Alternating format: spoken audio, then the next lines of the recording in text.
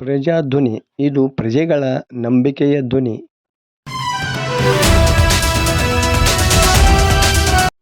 ನೂತನ ಸಂಸದರಿಗೆ ಸನ್ಮಾನ. ಹಾವೇರಿ ಗದಗ ಲೋಕಸಭಾ ಮತಕ್ಷೇತ್ರದ ನೂತನ ಸಂಸದರಾಗಿ ಮಂಗಳವಾರ ಆಯ್ಕೆಯಾದ ಮಾಜಿ ಮುಖ್ಯಮಂತ್ರಿ ಬಸವರಾಜ ಬೊಮ್ಮಾಯಿ ಅವರನ್ನು ಹಾವೇರಿ ನಗರದಲ್ಲಿ ಮಂಗಳವಾರ ಶಿರಹಟ್ಟಿ ಮತಕ್ಷೇತ್ರದ ಬಿಜೆಪಿ ಮುಖಂಡರು ಹಾಗೂ ಲಕ್ಷ್ಮೇಶ್ವರ ತಾಲೂಕು ವೀರಶೈವ ಲಿಂಗಾಯತ ಪಂಚಮಸಾಲಿ ಸಂಘದ ಅಧ್ಯಕ್ಷ ಮಂಜುನಾಥ ಮಾಗಡಿಯವರ ನೇತೃತ್ವದಲ್ಲಿ ಸನ್ಮಾನಿಸಲಾಯಿತು.